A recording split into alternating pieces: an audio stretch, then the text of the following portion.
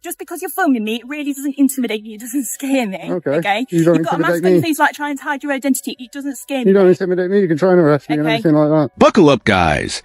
Today we're going to witness the start of a classic clash between law, authority, and public accountability.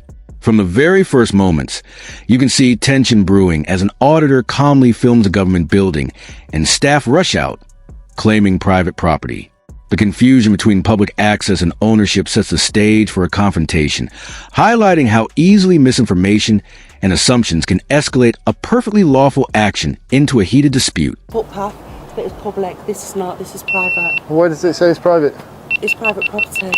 Where does it say it's private? The landlord owns the land. Who's the landowner? I don't want to get into an argument with you. I would just like to leave site if that's possible. Who is the landlord? No, I'm not going to leave, no. You're not going to leave? No, I'm going to wander around. Police anyway, because it's private property and we don't allow you to be filming here. I just wanted to find out a bit about the Gangmasters and Labour Abuse Authority, to be honest. They're not here. Well, funny how there's a sign in there that says Gangmasters and Labour Abuse Authority. So why are you coming investigating the Gangmasters? What reasons do you have for that?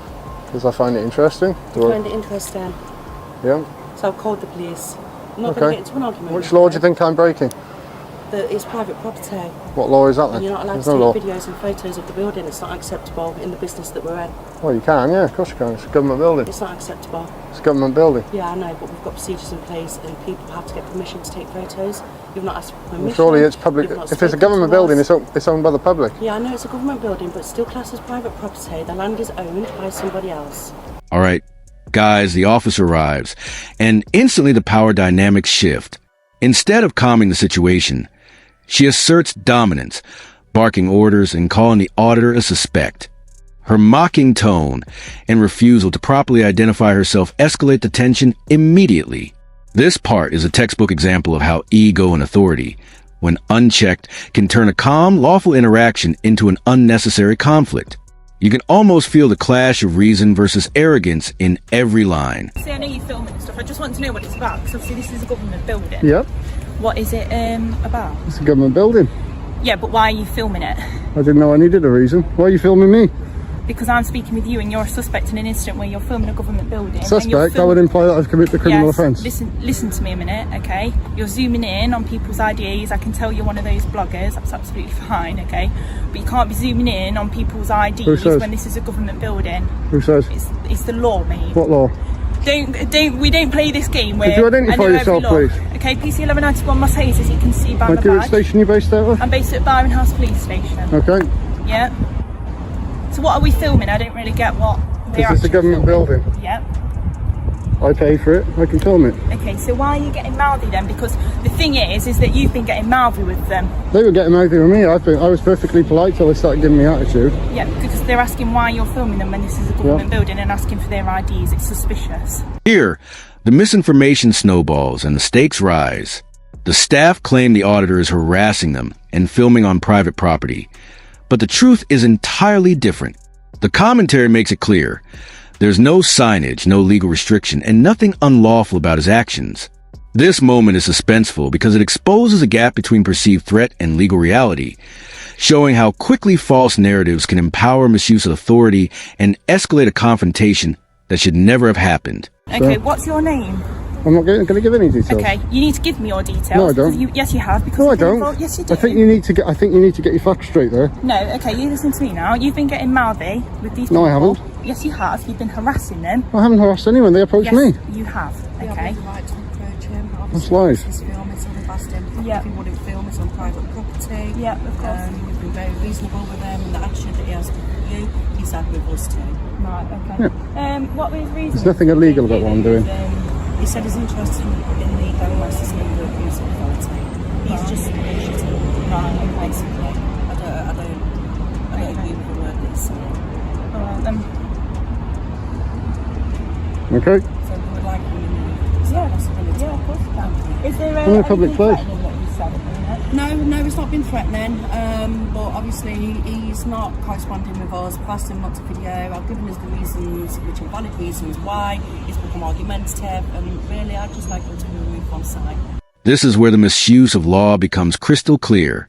The officer invokes Section 35 to force the auditor away, claiming disruption and trouble, none of which occurred. Watching this, it's obvious she's twisting legal powers to suit her feelings. The suspense comes from seeing someone in authority openly disregard both law and procedure, highlighting the dangerous mix of personal ego and official power. It's a turning point where calm legality meets blatant overreach. Why 2 vehicles on blue lights for somebody not breaking the law?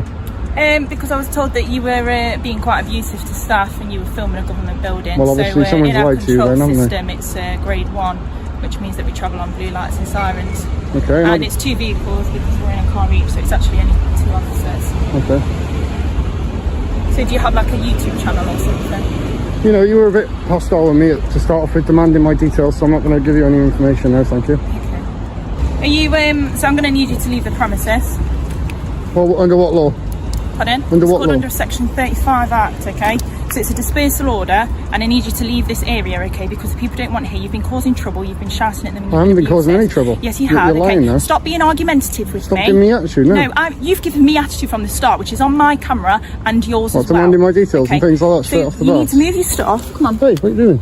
I'm not taking anything. I'm walking with you. Fine.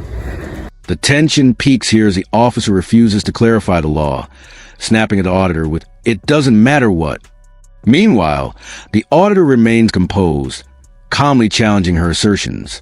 She even twists his mask for privacy into an act of intimidation.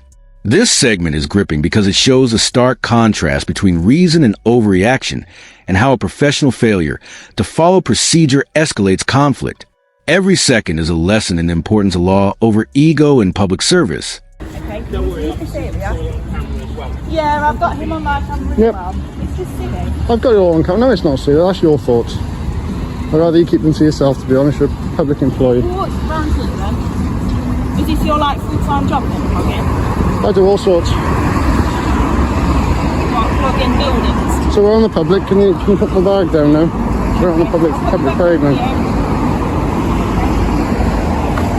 So I don't want you round that private property anymore, okay? If you are caught there again, I will come back and you can be arrested for it, okay? Do you understand that? I'm giving you a warning for this now. I'm being quite reasonable with you. Okay, can you tell me which act and which section that is, please? It's under Section 35 Act, but at the minute I'm giving you a warning. Section 35 of what? Yes, it doesn't matter what. No, it does matter what. No, okay. This is end of now, okay?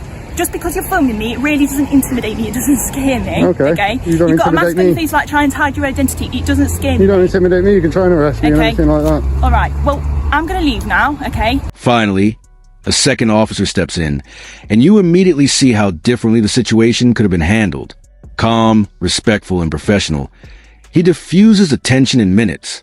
This part is compelling because it demonstrates that the conflict wasn't necessary. Proper de-escalation and respect for rights would have resolved everything. The contrast is striking, showing that professionalism and empathy are the true tools of effective policing, not shouting or abusing authority. And if I catch you on this premises again, okay, it's going to be taken further. You don't need that. You can get on with your day. You can go film some other buildings, okay? Get on with your vlogging business. Do you know what I mean? Like, this is one building that you can't film. Go and film another one. I'll film what I like them in public. But that's a private property that you've been on. Yeah, it's publicly accessible. Section 33 of the Criminal Justice Act 1972. Okay, well done. However, the bit that you were on was part of private land, so you just weren't allowed on that bit. Okay? Well, it's not government property, is it? Huh? Is it not government property?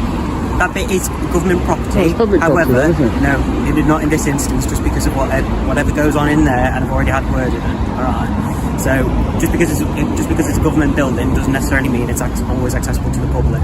Well, Okay. I didn't see any signs or anything, Constable. I appreciate that, and whatever it might have been, we've just tried to sort it out as the lowest level that we possibly can. Okay, No problem. Which is why we've just asked you just to move away from the building and just not. See, that's just fine. not If film your from colleague here, had all asked right? as politely as you are That's right what I now. did in the first No, you place. didn't. You give me attitude. You give me lip. You're acting like you're acting stupid. I'm not so interested in either side now. As long as it's all resolved and we just move on peacefully and quietly. All right. yeah, it's If fine. you're happy with that, lovely. Yeah, see, you've been perfectly polite. I thank you for But that. what I will say is that my colleague is dead right. We've given you the warning for it. If you come back, you can be arrested for breach of 35 notice. Which act is that? Sorry, It's part of the Public Order Act. Public Order Act. I'll Yeah. read it out for Yeah, you. that's If that fine. makes you feel better, I'll read it out. So it's literally just that. So antisocial behaviour crime and policing act 2014. Do you suspect that I have been committing antisocial behaviour? Because there is a Home Office document That is called the. Mate, listen, I don't care finding a about measure. it. Well, you should care. You should care. No, Yes, you should care. I think you need to get retrained. You do. I'm going to make a complaint. Yes, I am. I'm making a. No, I'm making a complaint about you. Professional standards. That's okay. You can do that. I'm making a professional standards complaint about you. Yep. Here we go. They'll have that as got well. my details? Yep. Thank you. All right, we're done then. Okay. Bye bye. As the dust settles, the commentary lays bare the systemic failure this incident exposes. The first officer's arrogance, refusal to follow law, and mockery of public guidance highlight a broken accountability system. The auditor's calm and legal knowledge contrasts sharply with her behavior, reinforcing that reason wins when authority overreaches. This is a conclusion, folks. Without consequences, these encounters will continue. Remember to like the video and subscribe to the channel, and we'll see you in the next video.